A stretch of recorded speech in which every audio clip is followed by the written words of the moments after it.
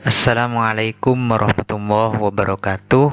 Bertemu lagi dengan saya Muhammad Arif, dosen UIN Sunan Kalijaga, Yogyakarta. Di video kali ini saya akan membahas tentang secara sekilas ya, pembahasan tentang aliran-aliran filsafat barat kontemporer. Tradisi filsafat barat kontemporer itu sangat beragam, sangat banyak. Sangat banyak, tetapi di dalam video ini saya akan membatasi pembahasannya kepada setidaknya 4 aliran besar filsafat barat kontemporer. Yang pertama adalah fenomenologi. Yang kedua, teori kritis. Yang ketiga, filsafat analitis. Dan yang keempat, dekonstruksi. 4 aliran ini hidup dan besar di dalam tradisi filsafat barat kontemporer di 3 negara yang sangat kuat tradisi filsafatnya, yaitu Jerman, fenomenologi dan teori kritis, Inggris, filsafat analitis, dan keempat, dekonstruksi yang besar di Prancis.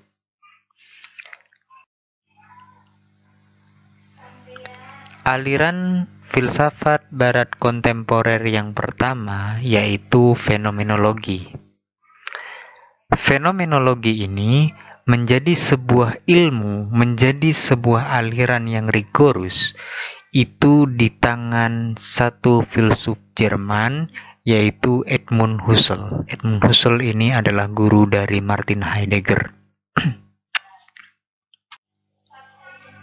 Dalam kacamata Husserl, fenomenologi itu adalah sebuah upaya penyelidikan terhadap suatu fenomena dari sudut pandang orang yang pertama. Jadi di sini kita diupayakan untuk melihat sesuatu secara murni, tanpa ada prasangka, baik itu yang bersifat objektif maupun yang bersifat subjektif.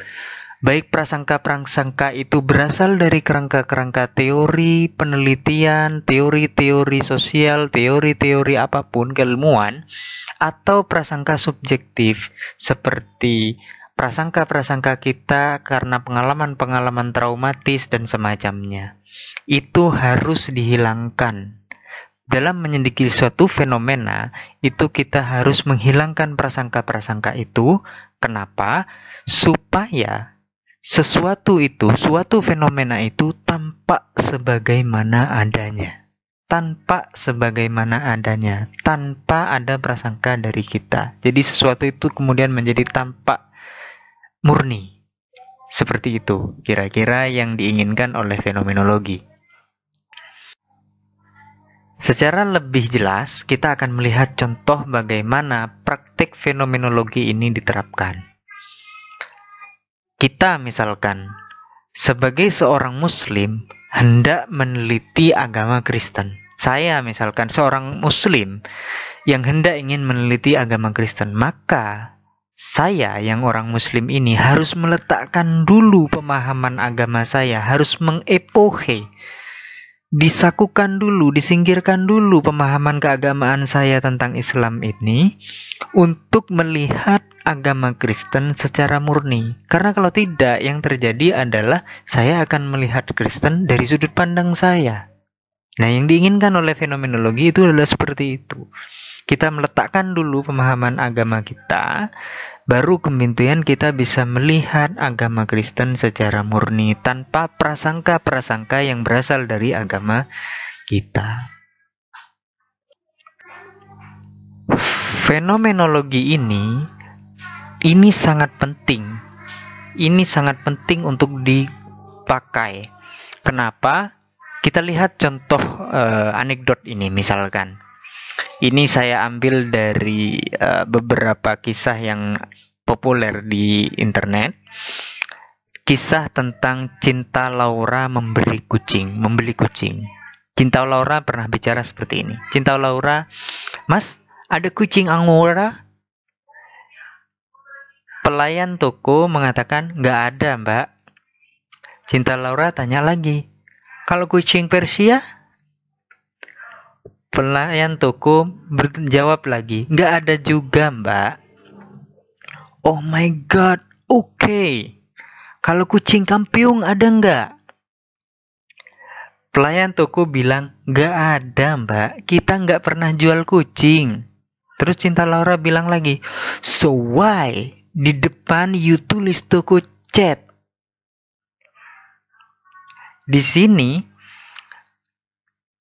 ini jelas menunjukkan bahwa di sini Cinta Laura dalam melihat membaca toko cat itu tidak menggunakan fenomenologi, karena dia menggunakan prasangka-prasangka gramatikal bahasa Inggris. Cat itu artinya kucing, sehingga dia berpikir di situ adalah toko kucing. Padahal toko cat itu adalah toko dalam tradisi bahasa Indonesia itu adalah cat.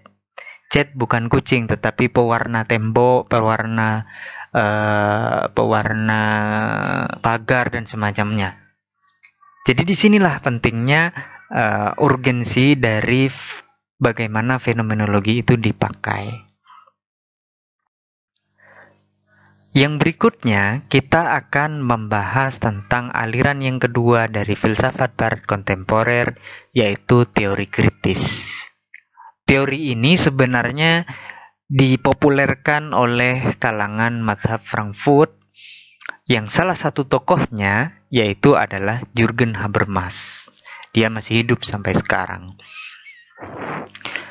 Teori kritis itu adalah salah satu aliran filsafat barat kontemporer yang menjadi penerus spirit Marxisme, terutama dalam menentang kapitalisme. Tetapi caranya berbeda. Kalau Marxisme itu menentang kapitalisme dalam kerangka ekonomi, realitas dipahami oleh Marxisme itu sebagai kerja.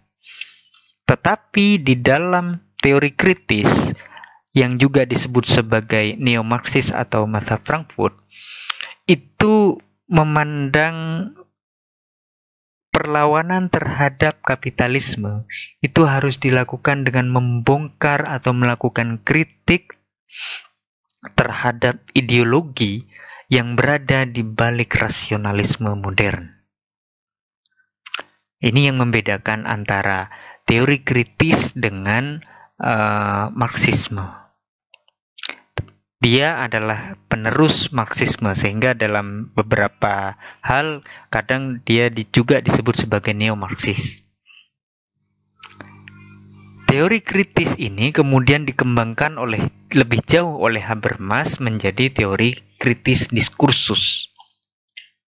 Oleh Habermas, kritik itu tidak lagi dipahami sebagai konstruksi ilmiah yang mencurigai ideologi, melainkan sebagai bagian dari proses untuk mencapai konsensus tanpa paksaan. Yang penting untuk digarisbawahi di sini adalah bahwa sebenarnya yang dilakukan oleh Habermas di sini bukanlah menghentikan kritik terhadap kapitalisme.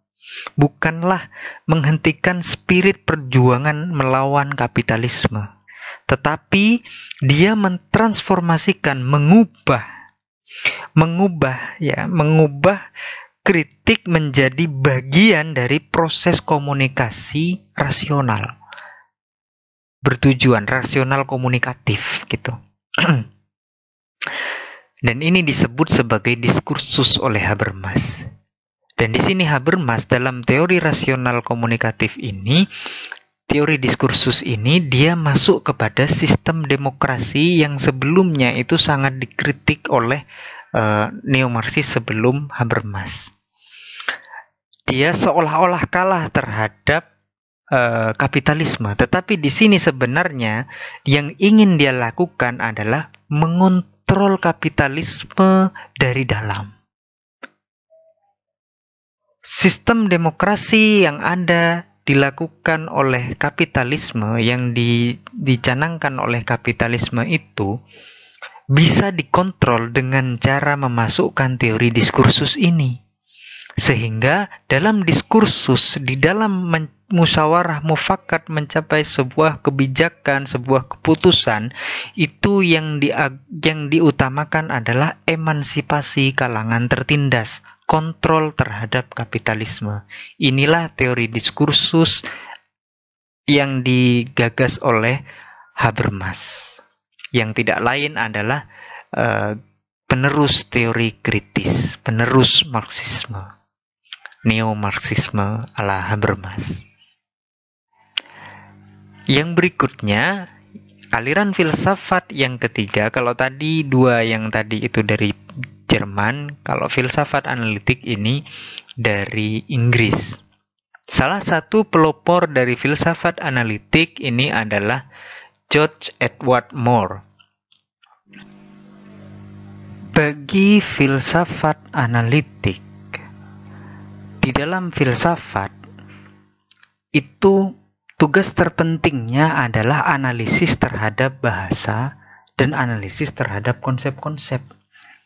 Analisis yang dimaksud di sini adalah menjelaskan satu pikiran, menjelaskan satu bahasa, memberikan penjelasan terhadap satu bahasa, memberikan penjelasan terhadap konsep-konsep, atau mengeksplisitkan segala hal yang ada di dalam konsep-konsep itu atau di dalam bahasa itu.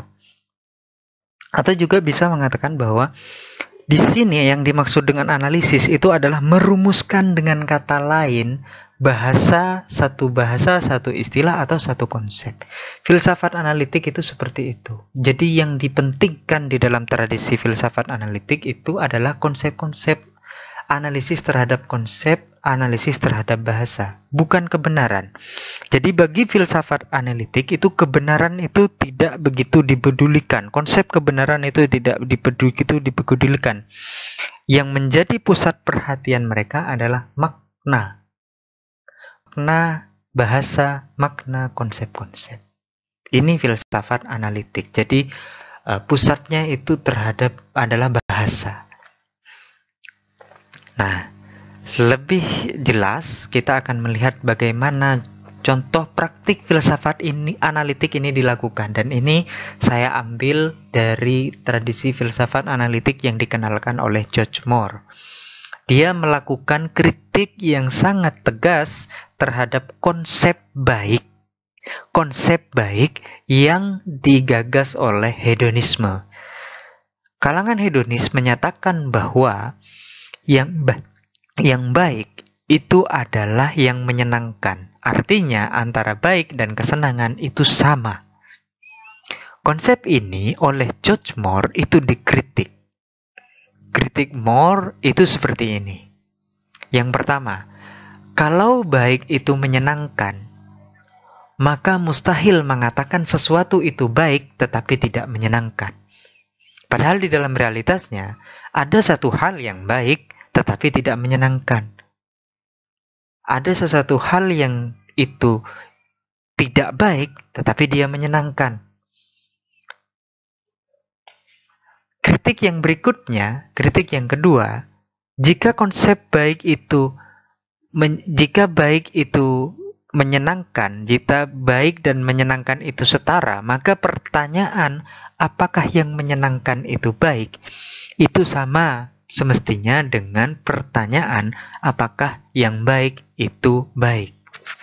Menurut Moore, kedua pertanyaan ini tidak layak untuk disamakan. Yang kedua, itu jelas lebih berharga daripada yang kedua. Jadi analisis bahasa seperti inilah yang dilakukan oleh filsafat analitik. Mereka tidak mencari teori-teori kebenaran, mereka hanya memikirkan ulang apa yang sudah digagas oleh para filosof, sehingga dikenal sebagai filsafatnya filsafat. Filsafat analitik itu seperti itu. Jadi dia membahas atau menganalisis konsep-konsep, menganalisis bahasa-bahasa, baik itu bahasa sehari-hari, Wittgenstein 2, atau bahasa-bahasa logis seperti Wittgenstein pertama, atau Bertrand Russell. Itu filsafat. Yang berikutnya yaitu dekonstruksi. Dekonstruksi ini dikenalkan oleh salah satu filsuf Prancis, yaitu Derrida. Memaknai dekonstruksi ini cukup sulit karena dia sejatinya itu kalau dimaknai berarti melanggar konsep dekonstruksi. Tetapi karena di sini kita ingin menjelaskan apa itu dekonstruksi, mau tidak mau kita harus menjelaskan apa itu dekonstruksi. Dekonstruksi ini sebenarnya adalah strategi mengurai struktur medan makna di dalam teks. Pemaknaan. Jadi di sini adalah upaya memaknai, menafsirkan, memberikan interpretasi. Itu adalah dekonstruksi. Ia bukan destruksi.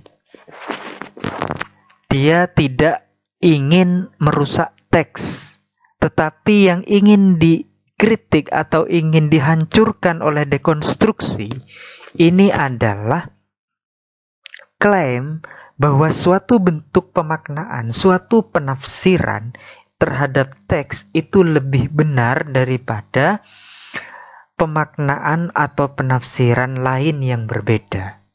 Di sini yang diinginkan di dalam dekonstruksi itu adalah menolak totalitas. Jadi kebenaran tunggal itu tidak ada. Jadi yang ingin dikritik oleh dekonstruksi itu seperti itu.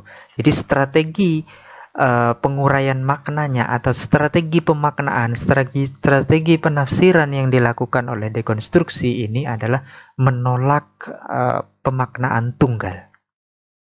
Dia dikatakan juga sebagai sebuah peristiwa sehingga tidak bisa diulang-ulang.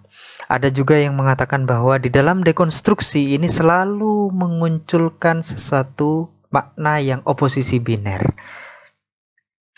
Ada pasangan-pasangan makna yang berlawanan di dalam satu teks. Dan dekonstruksi ini juga meminati makna-makna pinggiran, makna-makna yang selama ini tidak dianggap sebagai satu makna dari teks. Begitu. Jadi dekonstruksi prinsipnya dekonstruksi ini berupaya untuk melakukan pemaknaan tetapi tanpa menyatakan bahwa pemaknaannya itu adalah pemaknaan yang akhir. Jadi dia adalah suatu peristiwa dan mungkin untuk hadir peristiwa-peristiwa pemaknaan yang lain di kemudian hari. Jadi ini dekonstruksi.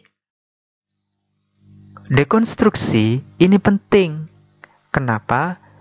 Dia mengingatkan kepada kita bahwa membangun suatu makna yang absolut, makna yang total itu tidak mungkin. Yang perlu kita lakukan itu adalah mengakui bahwa perbedaan pemaknaan itu merupakan kodrat dari kehidupan. Perbedaan itu adalah real di dalam kehidupan kita. Kita tidak bisa membuat satu makna itu absolut. Karena bahkan contoh seperti cat tadi yang sering dimaknai sebagai cat tembok dalam kasus Cinta Laura tadi, itu bisa dimaknai sebagai cat dalam bahasa Inggris begitu. Jadi pemaknaan lain itu sangat mungkin untuk hadir di dalam kondisi apapun. Jadi inilah urgensi dari dekonstruksi. Dia tidak ingin menghancurkan teks, tetapi dia ingin menghancurkan totalitas makna, menghancurkan makna yang dianggap sebagai makna yang absolut.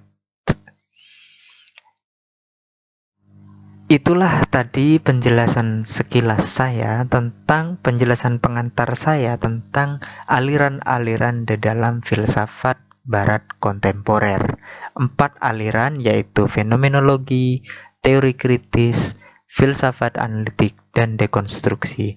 Semoga bermanfaat. Apabila ada pertanyaan, disilakan untuk komentar. Terima kasih. Wassalamualaikum warahmatullahi wabarakatuh.